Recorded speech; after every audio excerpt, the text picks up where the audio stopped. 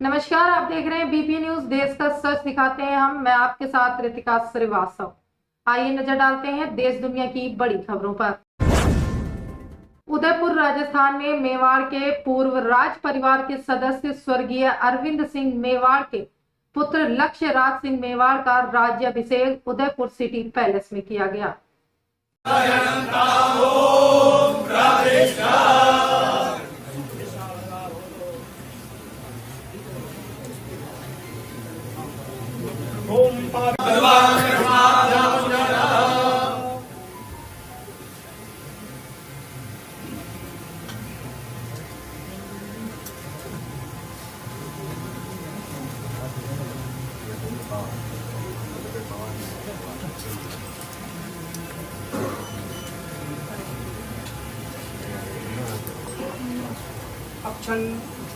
अक्षन्नमी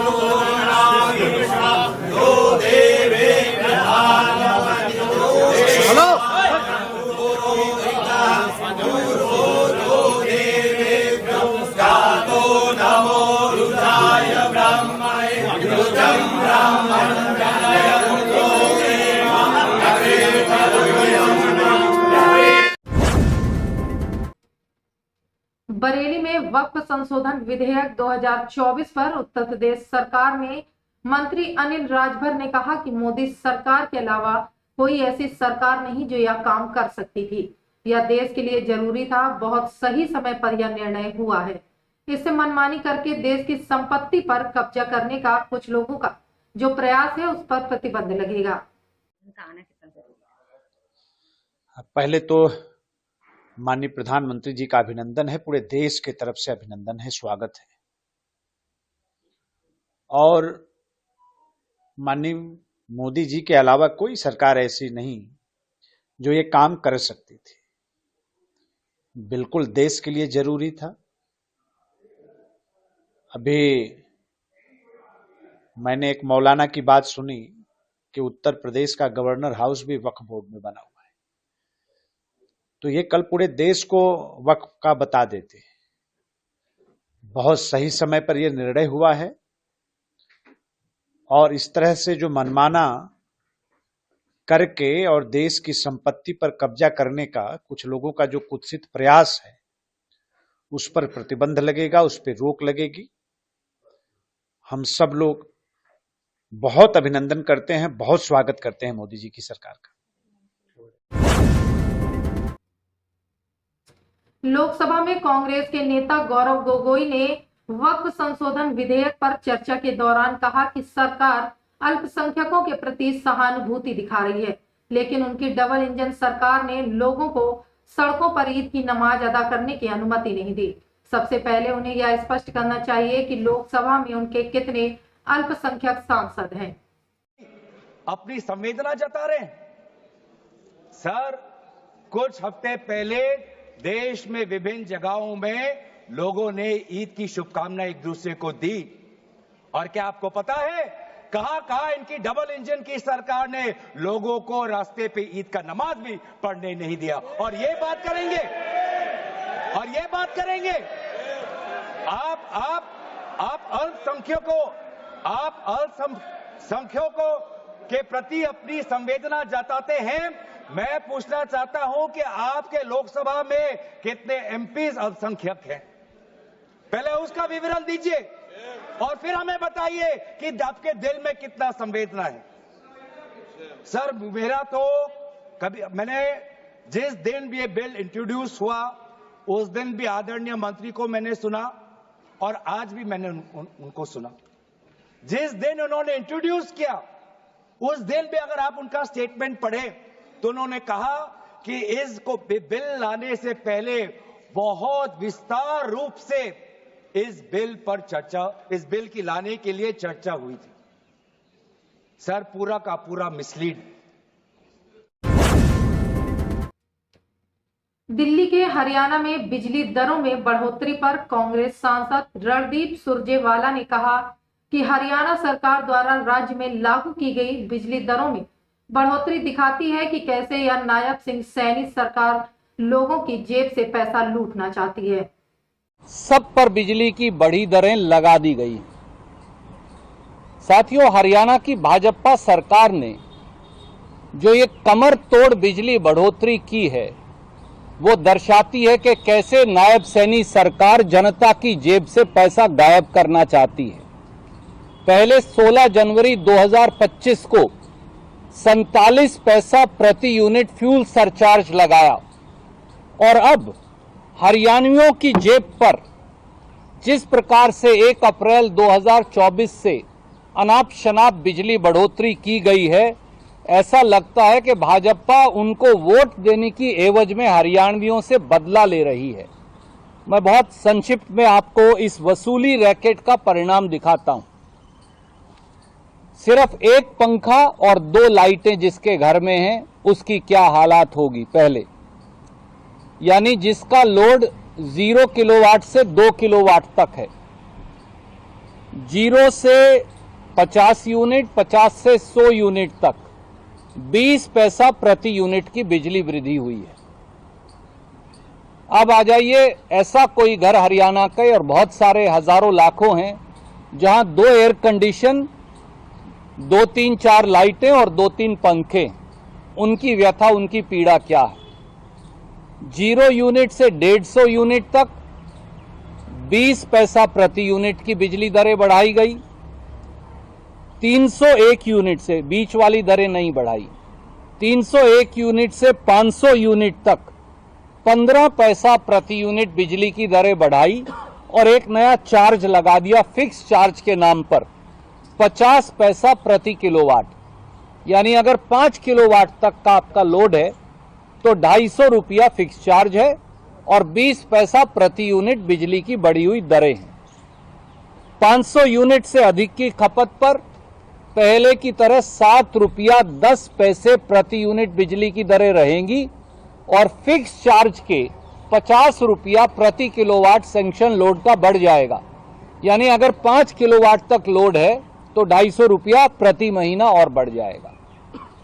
अब आ जाइए, कोई ऐसा मध्यम वर्ग का घर जिसमें 3 एयर कंडीशन है, 3-4 लाइटें, 3 पंखे और जहां सैंक्शन लोड जो है वो 5 किलोवाट से अधिक है, तो वहां और कमाल किया गया। वहां सीधा 0 यूनिट से 500 यूनिट तक अगर 50 यूनिट खपत करो, 100 करो, 200 करो, 300 करो, 400 करो, 500 करो, 5 यूनिट करो, सीधा रेट कर दिया 6.5 रुपया प्रति यूनिट का बिजली बिल आएगा और 75 रुपया प्रति किलोवाट का फिक्स चार्ज भी आएगा हर महीने। यानी अगर 5 किलोवाट मेरा लोड सैंक्शन है तो 6.5 रुपया प्रति यूनिट बिजली का दर और उसके साथ साथ 450 रुपया प्रति महीना फिक्स चार्ज लगेगा ही लगेगा। 501 यूनिट से 1000 यूनिट अगर कोई कंज्यूम करेगा तो उसका रेट कर दिया 7 रुपया 15 पैसे प्रति यूनिट और 75 रुपया किलोवाट का लोड लगेगा ही। यानी अगर 6 किलोवाट भी है तो 450 रुपया लग जाएंगे हर महीने, वो तो लगेंगे ही। 1000 यूनिट से अगर ज्यादा है तो फिर रेट होगा 7.5 रुपया प्रति यूनिट और 75 रुपया का चार्ज लगेगा ही। तो अगर किसी ने समझ लीजिए 10 किलोवाट सैंक्शन लोड है तो उसे 750 रुपया महीना लगेंगे ही, चाहे वो 0 यूनिट बिजली भी खपत करे। दिल्ली में वक्फ संशोधन विधेयक पर भाजपा सांसद रवि किशन ने कहा कि विपक्ष का वोट जा रहा है, वो जो वोट बैंक की रणनीति कर रहे थे वो आजीवन के लिए खत्म होने जा रहा है, तो उनका ये पीड़ा और दुख जायज है। पीएम मोदी इस बिल द्वारा कई जन्मों तक मुस्लिम समुदाय को ईदी देने वाले हैं। देखिए, विपक्ष के वोट जा रहा है, उनका हमेशा के लिए जो वोट की राजनीति कर रहे थे वो आजीवन के लिए खत्म होने जा रहा है। तो ये पीड़ा, ये आवाज, ये उनका चिल्लाना, ये दुख, ये उनका दर्द, उनका छाती पीटना जायज सी बात है। प्रधानमंत्री मोदी जी ईदी देने जा रहे हैं कई जन्मों तक के लिए मुस्लिम समुदाय को। अब बहन, बेटी, गरीब, शोषित, वंचित मुसलमान अपनी हक की, अपनी जमीन की, ये नहीं कि ईद मस्जिद की जगह, दरगाह की जगह जो डायरेक्ट चली जाती थी वक्फ के खाते में, अब खातों का हिसाब होगा गरीबों में, और ये मुस्लिम समुदाय के लाभ में।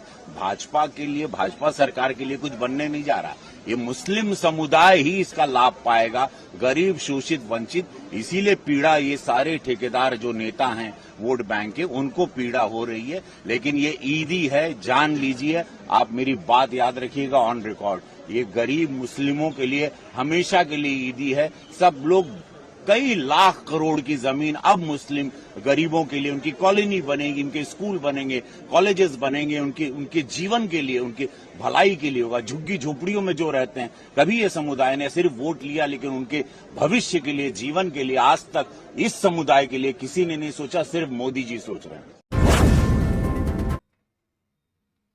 दिल्ली विधानसभा में नेता प्रतिपक्ष आतिशी ने कहा कि कपिल मिश्रा पर कोर्ट ने एफआईआर दर्ज करने का आदेश दिया है। 2020 के दंगों पर जिन जिन नेताओं पर एफआईआर दर्ज हुई है, सभी लोग तिहाड़ जेल में हैं।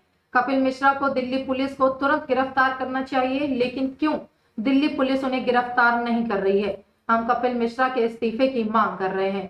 लोग जब अपनी बात रख रहे थे, आप लोग को मार्शल आउट किया गया, हाउस सर्जन कर दिया गया, अभी कैसे ये डिमांड आप आगे बढ़ाएंगे, क्या कुछ करेंगे? कपिल मिश्रा जी पर कोर्ट ने एफआईआर दर्ज करने का आदेश दिया है। 2020 के दंगों में जिन जिन पर एफआईआर हुई है, सारे तिहाड़ जेल में हैं। कपिल मिश्रा जी को दिल्ली पुलिस को तुरंत गिरफ्तार करना चाहिए। क्यों दिल्ली पुलिस गिरफ्तार नहीं कर रही है? क्यों मुख्यमंत्री रेखा गुप्ता जी उन्हें अपने कैबिनेट से बर्खास्त नहीं कर रही हैं? क्या भारतीय जनता पार्टी दंगों में शामिल थी? क्या उनके आशीर्वाद से दंगे हुए जो दंगई को बचा रहे हैं? तो हम बिल्कुल कपिल मिश्रा के इस्तीफे की मांग कर रहे हैं और आगे भी करते रहेंगे। लेकिन सत्ता पक्ष का कहना है, जैसे अभी चर्चा हो रही थी सीएजी का, ये कहना है कि आप लोग सीएजी पे चर्चा में भाग नहीं लेना चाहते, बच रहे हैं उससे, इसलिए आप लोग आप ऐसे कपिल मिश्रा जी को क्यों नहीं वो बर्खास्त करते? क्यों कपिल मिश्रा को बचा रहे हैं? क्यों कपिल मिश्रा इनके काउंसिल ऑफ मिनिस्टर्स में है, जबकि पूरे दिल्ली ने, पूरे देश ने देखा है कि वो दंगे भड़का रहे हैं? वक्फ संशोधन विधेयक पर झारखंड भाजपा अध्यक्ष बाबूलाल मरांडी ने कहा कि समय के साथ यदि हम चलना नहीं सीखते हैं तो फिर व्यक्ति दुनिया की दौड़ में पिछड़ जाता है। कोई भी समाज या राष्ट्र समय के साथ चलना चाहिए, और इसलिए आज केंद्र सरकार जो वक्फ बिल पेश कर रही है, मैं समझता हूं कि सभी लोग उसका समर्थन करेंगे और उसे पास करवाएंगे। मिल करके इस बिल को पास करना चाहिए, क्योंकि समय के साथ अगर हम चलना नहीं सीखते हैं तो फिर आदमी दुनिया की दौड़ में पिछड़ जाता है। तो कोई भी समाज हो, राष्ट्र हो, तो समय के साथ चलना चाहिए। और इसलिए आज केंद्र सरकार ने जो वक्फ बिल जो पेश कर रही है, और मैं समझता हूं कि सब लोग उसमें साथ देंगे और पास कराएंगे।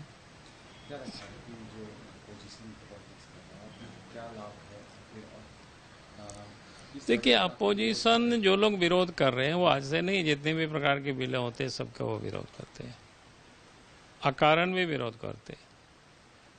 पिछले दिनों आपने देखा सीएए हुआ तो उसमें भी विरोध किया, उसमें दुनिया भर के हल्ला किया कि नहीं साहब मुसलमानों को भगा दिए जाएंगे, जबकि उस बिल में कहीं भी कोई किसी प्रकार की कोई प्रोविजन नहीं है इस प्रकार के भगाने का। उसमें स्पष्ट था कि भाई बांग्लादेश हो, पाकिस्तान हो, अफगानिस्तान हो, जो वहाँ के माइनॉरिटी हिंदू हो, सिख हो, ईसाई हो, बौद्ध हो, जैन हो, वो प्रताड़ित होकर के भारत आए हैं तो उनको भारत की नागरिकता उनको देंगे, इतना ही था। लेकिन विरोध कर रहे थे। 3 तलाक जैसे कुप्रथा मुस्लिम देश में भी नहीं है, तो उसका भी लोग विरोध कर रहे थे सड़कों पर। तो अभी ये जो वक्फ बिल है तो इसका भी लोग कह रहे हैं कि मस्जिद छीन लेगा, दरगाह छीन लेगा, कि भाई कहीं कोई इस प्रकार के उस बिल में है ही नहीं। तो तब भी लोगों को मिसगाइड करना, माहौल को सेंसिटिव बनाना ताकि देश में वो हंगामा बढ़े, उससे अधिक और कुछ नहीं है। ताकि देश के प्रधानमंत्री मोदी जी बदनाम हो, इसके प्रयास हो रही है। भाई इसमें से क्या दिक्कत है? भाई कोई भी एजेंसी को देश में ये अधिकार नहीं है कि किसी की संपत्ति को कोई हड़प ले, और उसके अगेंस्ट में जब कोई हाई कोर्ट, सुप्रीम कोर्ट नहीं जा सकता, ऐसा किसी भी दूसरा कोई ये में नहीं है। तो इतना ही तो कह रहे हैं कि भाई कोई जबरदस्ती करते हैं तो वहाँ जा कर के अपील कर सकते हैं। ये छोटा मोटा अमेंडमेंट है, कोई बहुत तो बड़ी नहीं है, लेकिन इन लोगों ने इतनी वर्षों से इसको बना के रखे हुए हैं। इसलिए आज तो मुस्लिम समाज में ही ढेर सारे धर्मगुरु हैं उनके, वो लोग सब बोल रहे हैं कि मांग कर रहे हैं। हम तो रोज यूट्यूब वगैरह में देखते हैं कि हाँ संशोधन होना चाहिए, अच्छी बात है, अच्छे के लिए हो रहा है।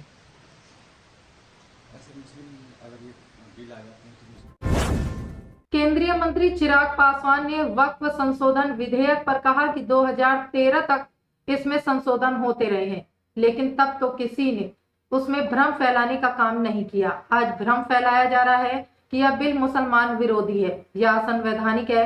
क्या भारत की संसद में कोई असंवैधानिक चीज आ सकती है? इससे पहले भी कई बार 2013 तक इसमें संशोधन होते रहे, तब तो किसी ने इस तरीके से भ्रम फैलाने का प्रयास नहीं किया।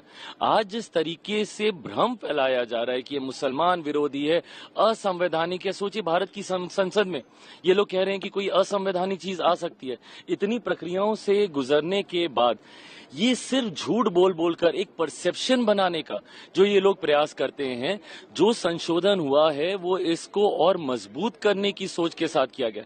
इस कमेटी में हर दल के सदस्य बैठे थे, मेरी पार्टी के सदस्य इसमें मौजूद थे, अरुण भारती जी। इसमें जो बदलाव किए गए हैं इस सोच के साथ किए गए हैं कि कैसे इसको और शक्तियां प्रदान की जाए और ऐसे लोग जिनके साथ संभवतः अन्याय हो रहा है कैसे उनको न्याय दिलाया जाए।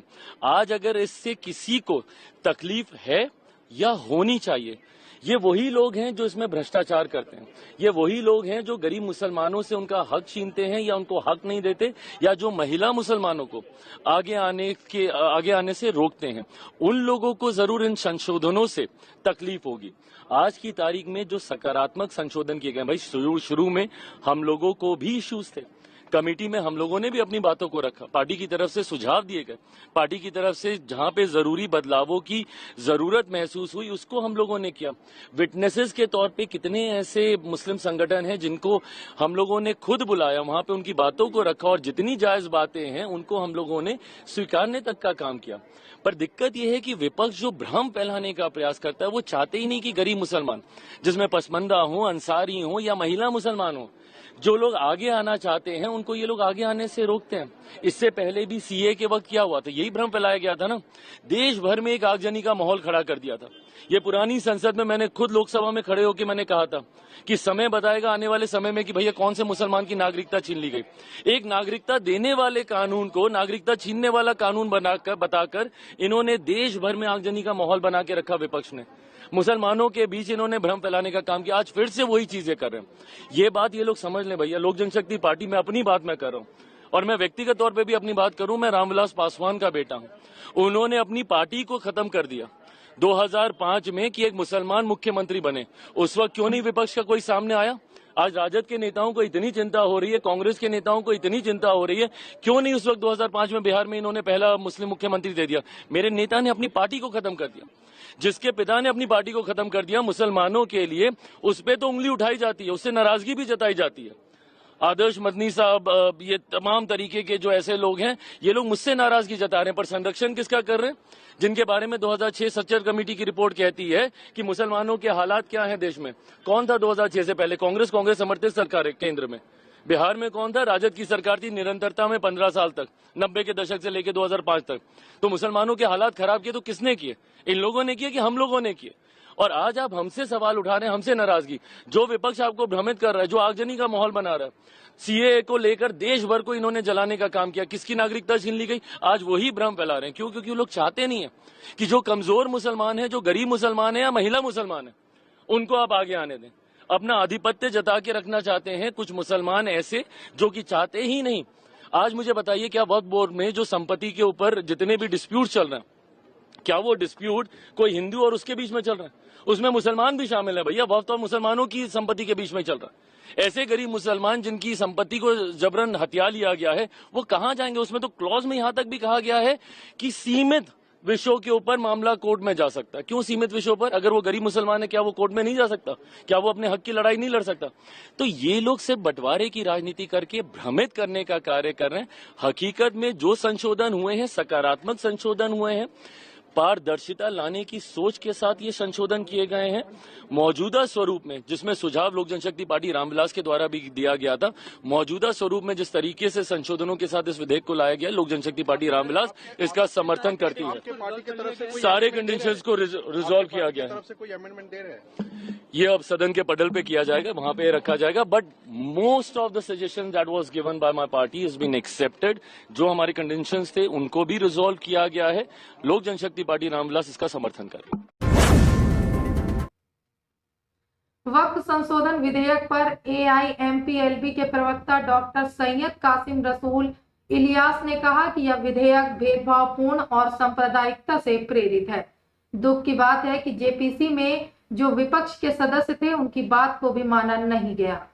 साहब ने बहुत ब्रीफली आपको समराइज किया। देखिए, हम लोग बहुत साफ तौर पर बात कहना चाहते हैं कि ये बिल जो पार्लियामेंट में आज पेश किया जा रहा है, ये डिस्क्रिमिनेटरी है, ये जो है कम्युनली मोटिवेटेड है, और ये जो है मुसलमानों के जो बुनियादी हुकूक हैं दस्तूर में, कॉन्स्टिट्यूशन में, संविधान में, उससे महरूम करने की कोशिश है। ये बिल बीजेपी के कम्युनल एजेंडे के मुताबिक है, और इस पर जेपीसी के जो हवाले किया गया था, जो एतराज़ात, जो आपत्तियां पार्लियामेंट में बिल पेश करते वक्त जताई गई थी, उसको एड्रेस करने के लिए इसे जेपीसी के हवाले किया गया था। जेपीसी ने 5-6 महीने तक इस पर बात की। हमने 5 करोड़ ईमेल भेजे और उसको रिजेक्ट किया। हमने दिल्ली में, पटना में और विजयवाड़ा में बहुत बड़े बड़े धरने किए। हमने चंद्रबाबू नायडू से मुलाकात की, हमने नीतीश कुमार जी से मुलाकात की, हमने जेपीसी के तमाम लोगों से मुलाकात की, हमने जेपीसी के अंदर जाकर अपनी बात रखी और तफसील से बताया उनको कि हमारी आपत्ति क्या है। हमें उम्मीद थी कि जेपीसी जो है उन चीजों को एड्रेस करेगी। अफसोस की बात यह है कि जो जेपीसी में अपोजिशन के मेंबर्स थे, उनकी बातों को भी माना नहीं गया, और जिन हालत में जेपीसी को बिल सौंपा गया था, उससे ज्यादा सख्त बनाकर लाया गया। चंद बातें हम समझते हैं कि साफ होनी चाहिए, इसलिए कि ये भ्रम पैदा किया जा रहा है कि वक्फ की प्रॉपर्टी देश में रेलवे से और मिलिट्री से ज्यादा है। ये बिल्कुल गलत बात है।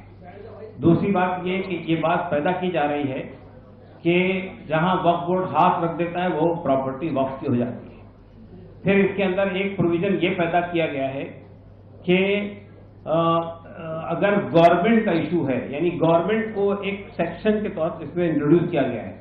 सेंट्रल गवर्नमेंट भी हो सकती है, स्टेट गवर्नमेंट भी हो सकती है, म्यूनिसिपल कॉर्पोरेशन भी हो सकती है, सेमी ऑटोनोमस बॉडी भी हो सकती है। अगर उनका कोई डिस्प्यूट है तो वो डिस्प्यूट वक्फ बोर्ड नहीं तय करेगा, बल्कि कलेक्टर या डीएम तय करेगा।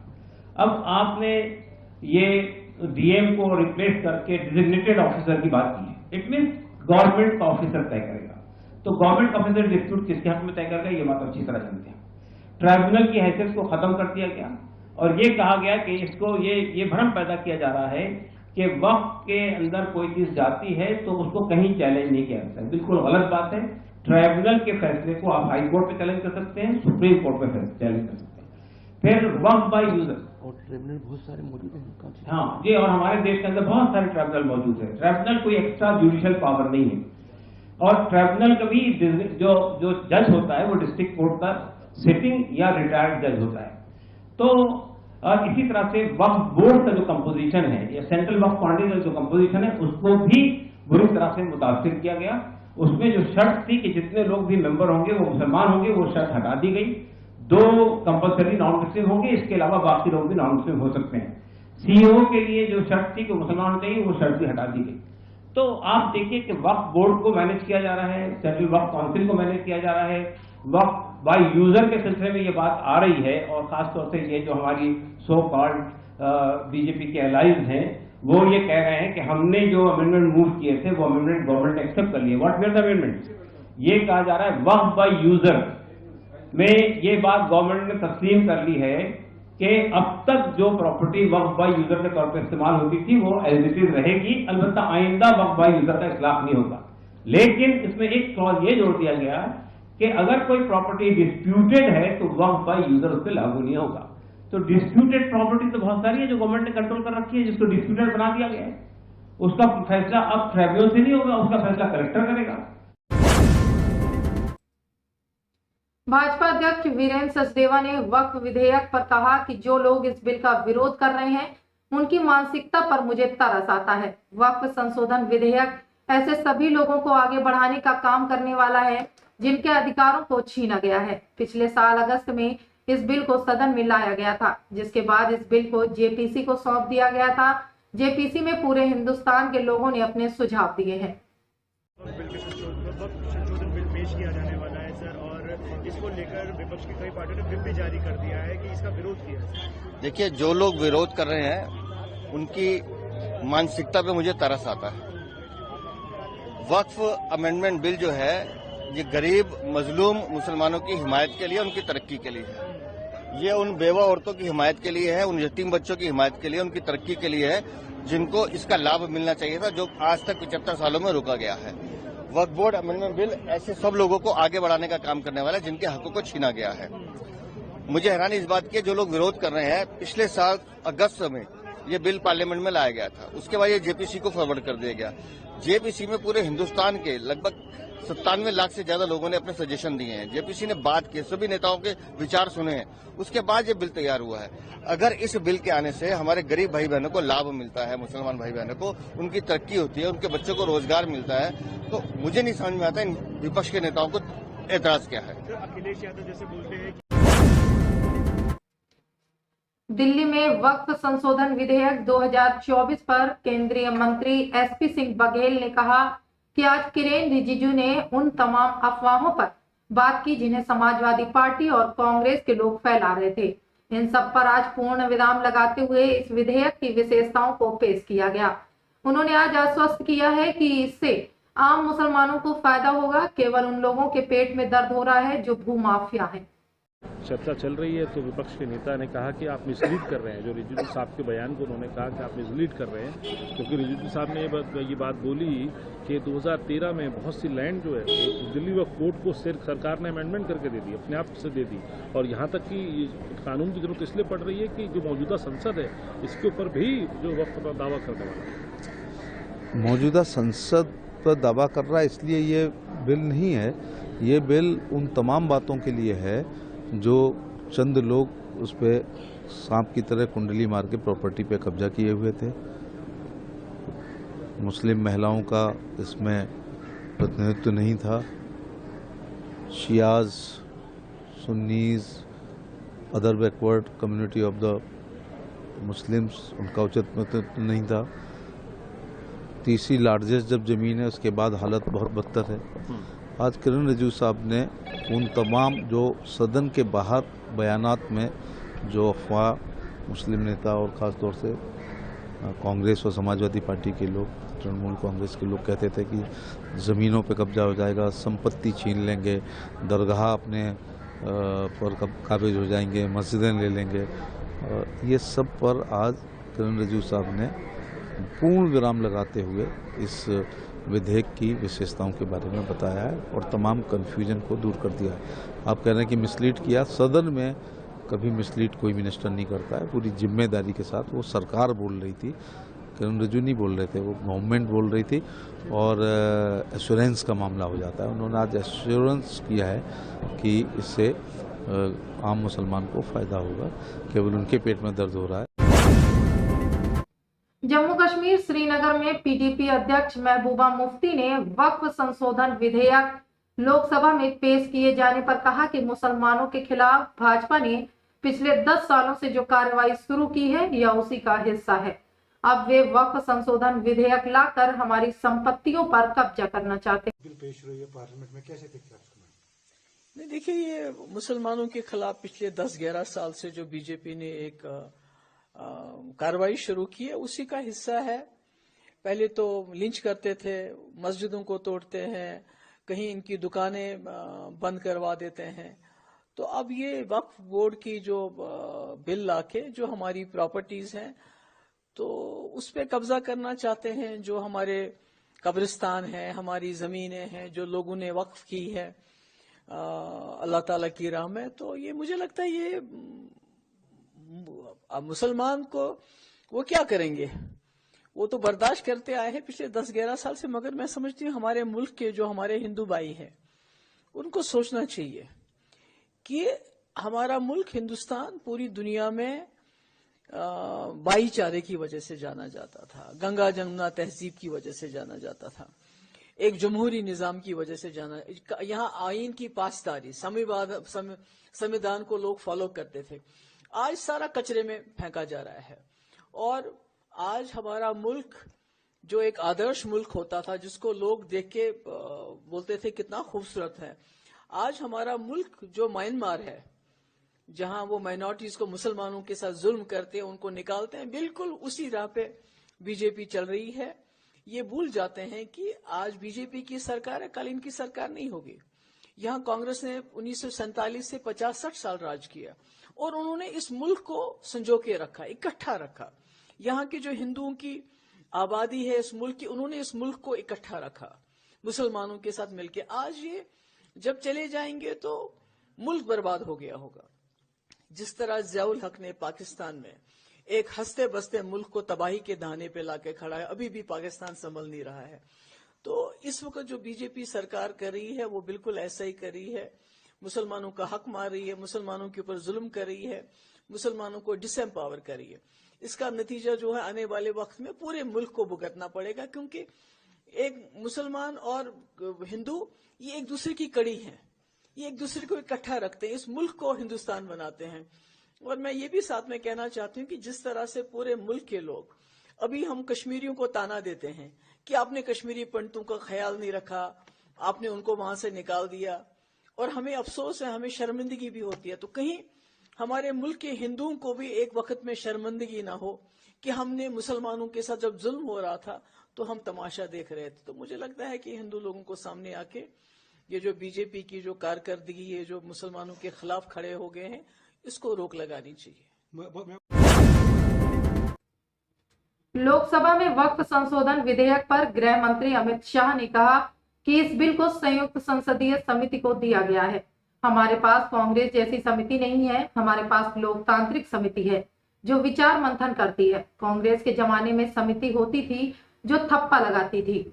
हमारी समिति चर्चा करती है, चर्चा के आधार पर विचार विमर्श करती है और बदलाव करती है। अगर बदलाव स्वीकार नहीं करना है तो समिति का क्या मतलब है?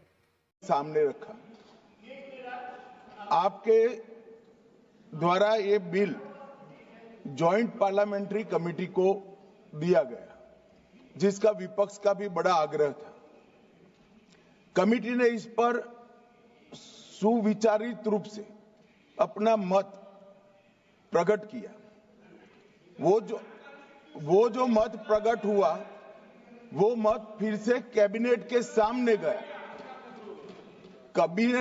कमेटी के जो सुझाव थे ये भारत सरकार की कैबिनेट ने स्वीकार किए और अमेंडमेंट के रूप में किरण रिजिजू जी लेकर आए। ये तभी होता है जब ये ऑफिशियल अमेंडमेंट कैबिनेट की अनुमोदन के बगैर आता है। मान्यवर, मैं नहीं मानता इसमें कोई पॉइंट ऑफ ऑर्डर है, और आपका ही आग्रह था कि कमेटी जॉइंट पार्लियामेंट्री कमेटी बने। अगर कमेटी ने कोई बदलाव ही नहीं करने हैं तो ये कांग्रेस जैसी कमेटियां नहीं, हमारी लोकतांत्रिक कमेटी है मान्यवर। जो दिमाग चलाती है। कांग्रेस के जमाने में कमेटियां होती थी जो थप्पा लगाती थी। हमारी कमेटी चर्चा करती है, चर्चा के आधार पर विचार करती है और परिवर्तन करती है। अगर परिवर्तन को स्वीकार ही नहीं करना है तो कमेटी काहे को लिए है भाई?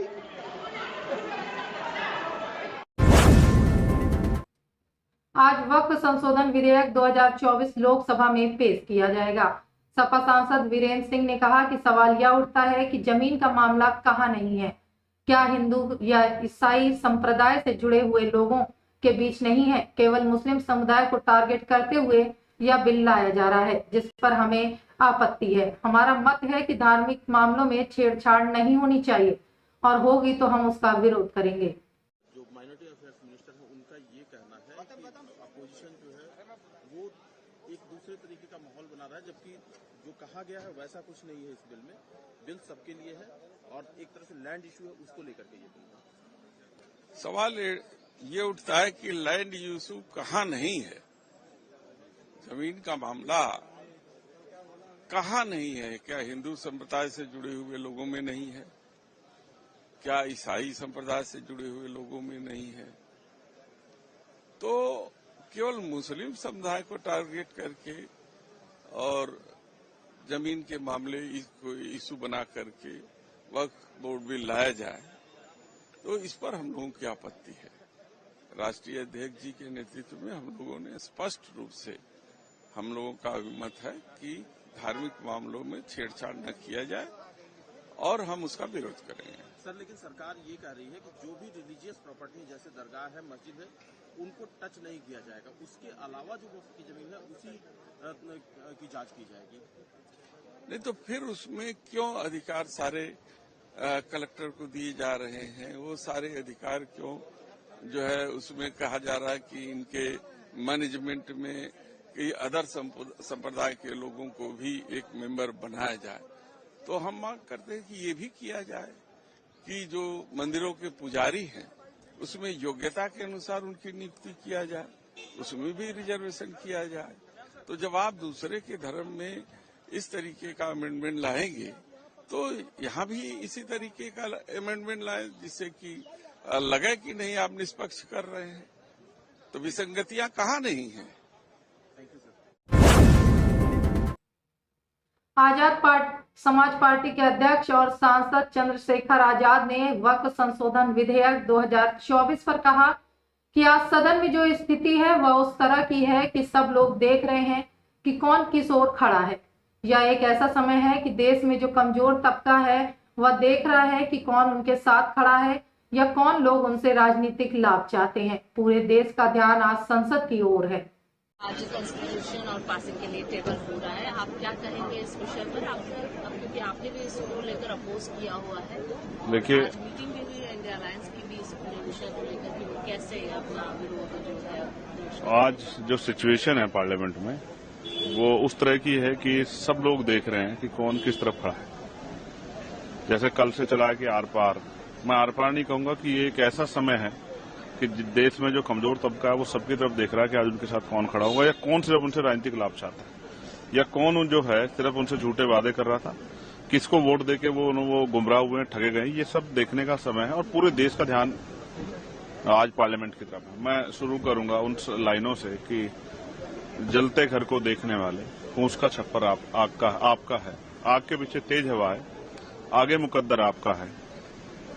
तेरे कत्ल पे मैं भी चुप था, मेरा नंबर अब आया, मेरे कत्ल पे तू भी चुप है, अगला नंबर आपका है। मैं स्पष्ट कर रहा हूं, ये पूरा अमेंडमेंट जो है ये आर्टिकल 13, 14, 25, 26, आर्टिकल 50, आर्टिकल 300 का उल्लंघन है। ये धार्मिक स्वतंत्रता का ऊपर जो है प्रहार है। ये उनकी वक्फ की जो संपत्तियों पर, उन पर मुसलमानों के अधिकार के ऊपर प्रहार है। ये उनके जो है उनके ऊपर जो है जबरन अपनी विचारधारा को थोपने का और उनके अधिकारों को लूटने का जो है और वक्फ की संपत्ति को लूटने का जो है ये एक तरह का जो है पूरा जो है सरकार ने एजेंडा बनाया। इसलिए हम लोग इसको अपोज कर रहे हैं क्योंकि संविधान के खिलाफ। जिस समय देश आजाद हुआ तो इस देश में रहने वाले उन जो हक वंचित समाज है उनमें भी जो कमजोर वर्ग के लोग हैं, जो अल्पसंख्यक लोग हैं उनके लिए ये तय हुआ था कि उनके सम्मान की और उनके अधिकार रक्षा की जाएगी, लेकिन आज सरकार उनके अधिकारों को कुचल रही है। इससे पूरे देश में जो है और दुनिया में भी चिंता की तरफ से हमारी तरफ देखा जा रहा है। हम कोशिश करेंगे कि अपनी तरफ से पुरजोर तरीके से इस बिल को इसका विरोध करें और उसका विरोध इतना सख्त दर्ज कराएं कि सरकार को इसको वापस लेना पड़े। लेकिन आप लोग लगातार ये कह रहे हैं कि हम विरोध करेंगे, सरकार ये कह रही है कि आप गलत नैरेटिव आप लोग सेट कर रहे हैं। जितने भी विपक्ष के लोग हैं, ना तो ये संविधान के खिलाफ है, नहीं तो इससे किसी को खतरा है, मुस्लिम समाज को बिल्कुल भी खतरा नहीं है, उनके लिए उनके हित में है। तो लगातार सरकार इस बात को समझाने की कोशिश कर रही है। आप ये कह रही हैं कि सरकार कह रही है कि मुसलमानों के हितैषी हैं, तो मैं पूछ रहा हूं कि आपने ऐसा क्या काम किया है जो उनके फायदे में हो? क्या आपने उसके बच्चों को पढ़ने के लिए स्कॉलरशिप दी है? क्या आपने उनको जो है रिजर्वेशन का लाभ दिया है? क्या आपने उनको जो है वो जॉब्स दी हैं? क्या आपने उनके आर्थिक सशक्तिकरण के लिए उनको सब्सिडी दी है? क्या आपने जो है जिस तरह से आपकी सरकारों ने घरों बुलडोजर चलाए, उनको डराने का काम किया, उनके तीज त्योहारों पर जिस तरह का आपने माहौल बनाया, ये सब चीजें स्पष्ट करती हैं कि सरकार इन वर्गों के हितैषी नहीं है। हालांकि मैं फिर कहूंगा कि सरकार को अपना दायरा, अपनी सोच बदलनी चाहिए, सबको साथ लेकर चलना चाहिए, सबके हितों की रक्षा करनी चाहिए। समाजवादी पार्टी के मुखिया और सांसद अखिलेश यादव ने भाजपा पर कटाक्ष करते हुए कहा कि खुद को दुनिया की सबसे बड़ी पार्टी कहने वाली पार्टी अभी तक अपना राष्ट्रीय अध्यक्ष नहीं चुन पाई है। इस पर जवाब देते हुए केंद्रीय गृह मंत्री अमित शाह ने कहा कि मेरे सामने जितनी भी पार्टियां हैं उनके राष्ट्रीय अध्यक्ष का चुनाव कुछ परिवार के लोग ही करेंगे। हमें 12 से 13 करोड़ सदस्यों में से प्रक्रिया के बाद चुनना है, इसलिए इसमें समय लगता है। आपके मामले में इसमें ज्यादा समय नहीं लगेगा। मैं कह रहा हूं कि आप 25 साल तक अध्यक्ष बने रहेंगे। माननीय सदस्य लोग ये कह रहे हैं कि हमारे सदस्य नहीं है यहाँ पर जो हमारे साथी हैं, लेकिन अध्यक्ष महोदय मैं ये कहना चाहता हूं, ये जो बिल लाया जा रहा है, भारतीय जनता पार्टी में एक मुकाबला चल रहा है। भारतीय जनता पार्टी के अंदर मुकाबला चल रहा है कि खराब हिंदू कौन बड़ा है। और ये बात अध्यक्ष महोदय मैं ऐसे ही नहीं कह रहा हूं। जो पार्टी ये कहती हो कि दुनिया की सबसे बड़ी पार्टी है, अध्यक्ष महोदय वो अपना राष्ट्रीय अध्यक्ष नहीं चुन पाए अभी तक।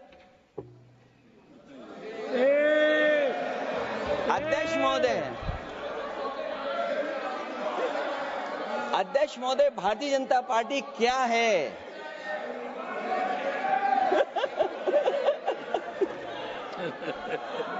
जी, मैं अखिलेश जी ने बहुत हंसते हंसते कहा है, इसको हंसते हंसते जवाब देना। इस सामने जितनी पार्टियां हैं उनका राष्ट्रीय अध्यक्ष उन 5 लोगों को ही चुनना है परिवार के। हमें माननीय अध्यक्ष जी करोड़ों सदस्यों में से 12-13 करोड़ सदस्य प्रक्रिया कर चुनना है तो देर लगती है। आपके यहां जरा भी देर नहीं लगेगी। मैं कह देता हूं अभी 25 साल तक आप अध्यक्ष हो जाओ, नहीं बदल सकता। अध्यक्ष महोदय, क्योंकि जो बात निकल के आई है वो मैं फिर आगे बढ़ा दूं। अध्यक्ष महोदय, जो बात सोशल मीडिया या और जगह गुपचुप हो रही है, कहीं ऐसा तो नहीं था कि अभी कुछ दिन पहले यात्रा जो हुई है वो कहीं 75 वर्ष की एक्सटेंशन वाली यात्रा तो नहीं थी। अध्यक्ष महोदय, अमेरिकी टैरिफ मुद्दे पर कांग्रेस सांसद रणदीप सुरजेवाला ने कहा कि पिछले 75 वर्षों में स्वतंत्र भारत की सबसे बड़ी चुनौती आज पीएम मोदी और उनकी सरकार के सामने है। अमेरिका ने किसानों की कृषि उपज पर टैरिफ कम करने के लिए आज शाम तक की समय सीमा दी है। अमेरिका भारत में अमेरिकी गेहूं और मक्का बेचना चाहता है।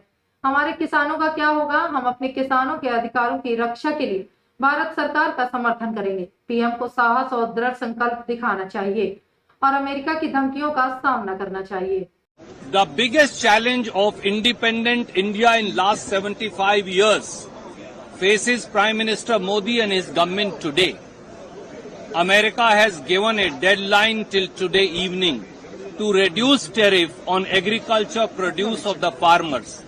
America wants to sell American wheat in India. What will happen to India's farmers?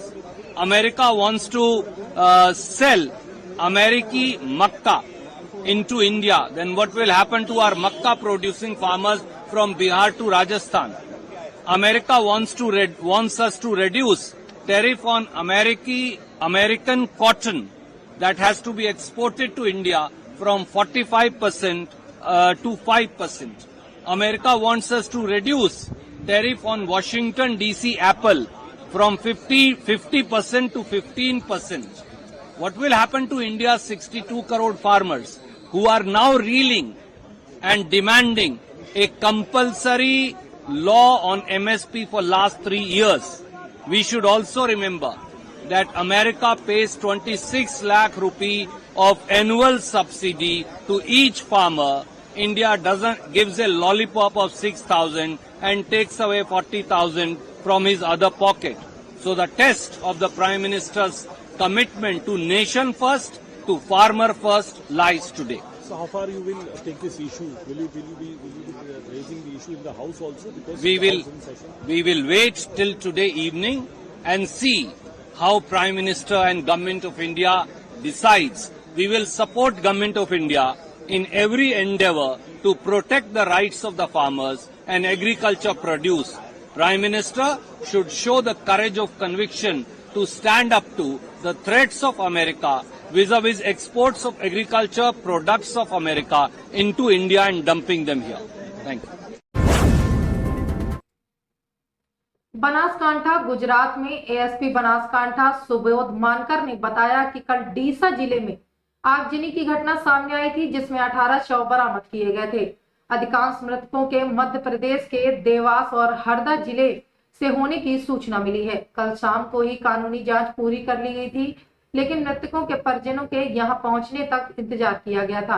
प्रशासन और गुजरात पुलिस द्वारा मध्य प्रदेश के प्रशासन के साथ संचालन करते हुए यहां से पीड़ितों या मृतकों के शवों को सुचारू रूप से वहां तक भेजने की प्लानिंग की गई। देवास के लिए एक टीम को रवाना कर दिया गया है। कल मध्य प्रदेश प्रशासन के वरिष्ठ अधिकारियों और मंत्रियों ने यहां आकर गुजरात प्रशासन के साथ यह सुनिश्चित किया कि परिवहन सुचारू हो। पुलिस ने 4 लोगों को हिरासत में लिया है। यदि कोई अन्य सबूत मिलते हैं तो उनके खिलाफ सख्त कार्रवाई की जाएगी। सर, अभी तक क्या जांच हुई है? कितने आरोपी पकड़े गए? क्या है पूरा अपडेट?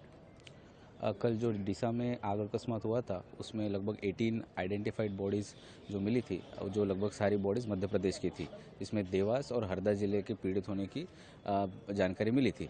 कल शाम को ही इंक्वेस्ट और पीएम कंप्लीट कर दिया गया था, लेकिन जो क्योंकि रिश्तेदार दूर से थे तो रिश्तेदार को आने के लिए राह देखी गई थी। साथ ही साथ यहाँ से गुजरात पुलिस और गुजरात एडमिनिस्ट्रेशन ने मध्य प्रदेश के प्रशासन के साथ संकलन करते हुए यहाँ से कैसे पीड़ितों का और शवों का स्मूथली ट्रांसपोर्टेशन किया जाए उसका एक पूरा प्लानिंग किया गया, जिसके तहत देवास के लिए टोटल जो 10 पीड़ित थे उसके लिए 6 एम्बुलेंस, साथ ही साथ पुलिस पायलट, एस्कॉर्ट, एक डिप्टी मामलतदार कक्षा की टीम और साथ में एक हेल्थ विभाग की टीम को देवास के लिए ऑलरेडी रवाना कर दिया गया है। हरदा के जो बाकी बचे 8 विक्टिम हैं उनके रिश्तेदारों की राह देखी जा रही है और उनके लिए भी 4 एम्बुलेंसेस, पायलट, एस्कॉर्ट, डिप्टी मामलतदार की टीम और हेल्थ टीम के साथ ऑलरेडी प्रशासन रेडी है। कल मध्य प्रदेश प्रशासन के सीनियर ऑफिसर्स और मंत्री यहाँ पे आके गुजरात प्रशासन के साथ उन्होंने संकलन करके ये इंश्योर किया है कि सभी पीड़ितों का स्मूथ ट्रांसपोर्टेशन किया जाए और साथ ही साथ जो आरोपियों पे FIR bombs and explosive substance acts में की गई है और अभी पुलिस ने टोटल 3 लोगों को डिटेन किया गया है और उनके भी पूछपरछ चालू है। अगर उनके खिलाफ कोई अगर पुरावा मिलता है तो उनको रिलेवेंट सेक्शंस के अंडर उनकी अरेस्ट की जाएगी। सब लोगों की पहचान हो गई है क्या? अभी 2 अनआइडेंटिफाइड पर्सन्स है जिनका हमने डीएनए सैंपल ले लिया है और वो डीएनए रिपोर्ट आने के बाद उनकी पहचान की जाएगी। भोपाल में मध्य प्रदेश के मुख्यमंत्री मोहन यादव ने बनासकांठा पटाखा फैक्ट्री में हुए विस्फोट पर कहा कि गुजरात में विस्फोट की घटना हुई है जिसमें हमारे कई लोगों की मृत्यु हुई, साथ ही कई लोग घायल भी हो गए हैं। हमने हमारे मंत्री नागर सिंह चौहान को वहां भेजा था। उन्होंने तत्परता दिखाते हुए लगातार कार्रवाई की है। इस घटना से जुड़े हुए सभी लोगों के साथ सरकार की संवेदना है। हमने अपनी ओर से मृतकों के परिजनों को 2-2 लाख और घायलों को 50-50 हजार की अनुग्रह राशि देने का ऐलान किया है। हम उम्मीद करते हैं कि रोजगार परक व्यवस्था में जो व्यक्ति किसी भी राज्य से जाए वे अपनी सुरक्षा का ध्यान रखेंगे। यह बहुत दर्दनाक हादसा था। गुजरात के अंदर जिस प्रकार से विस्फोट हुआ और हमारे लोग मारे भी गए और खास करके घायल भी हुए। मैंने अपने मंत्री माननीय नागर सिंह जी को वहाँ भेजा था और उन्होंने घायलों की भी मदद करने की कार्रवाई चालू की। जिनकी मृत्यु हुई उनके सबको उनके परिवार तक पहुंचा करके सरकार ने अपनी तत्परता दिखाते हुए कल से आज तक लगातार मूवमेंट किया है। मैं एक तरह से आपके माध्यम से ये बताना चाहूँगा कि सरकार की संवेदना इन घटना से जुड़े हुए सारे लोगों के प्रति है। और मैं अपनी तरफ से भी हमने 2-2 लाख की राशि मृतक परिवार को और घायलों को 50,000 की राशि देने का घोषणा की है और उम्मीद करेंगे कि अब रोजगार परक व्यवस्था में जहाँ भी जो जाए तो थोड़ा अपनी आत्मरक्षा स्वयं की चिंता भी करे। ऐसी चीज़ों से बहुत परिवार वालों को दुखद भुगतना पड़ता है। ये बड़ा दर्दनाक हादसा था। हम सब परमात्मा से कामना करें मृत्यु जिनकी हुई उनको। सौरभ हत्याकांड मामले में 14 दिन बाद मिले साहिल और मुस्कान, वीडियो कॉन्फ्रेंसिंग में हुए भावुक। सौरभ हत्याकांड के मुख्य आरोपी साहिल और मुस्कान 14 दिन बाद वीडियो कॉन्फ्रेंसिंग के जरिए कोर्ट में पेश हुए। इस दौरान उनकी न्यायिक हिरासत 14 दिन के लिए और बढ़ा दी गई। जब दोनों एक दूसरे को देखा तो उनकी नजरें ठहर गई और वे करीब 2 मिनट तक एक ही कमरे में साथ रहे, लेकिन कोई बातचीत नहीं हुई। वीडियो कॉन्फ्रेंसिंग के दौरान जज ने पहले मुस्कान और फिर साहिल से उनके नाम पूछे। इसके बाद अगली पेशी की तारीख 15 अप्रैल तय कर दी गई है। पेशी खत्म होते ही मुस्कान और महिला बैरक और साहिल को पुरुष बैरक में भेज दिया गया। साहिल और मुस्कान 19 मार्च से मेरठ जिला जेल में बंद है। सुरक्षा कारणों से पुलिस ने उनकी ऑनलाइन पेशी की अनुमति मांगी थी, जिसे अदालत ने स्वीकार कर लिया।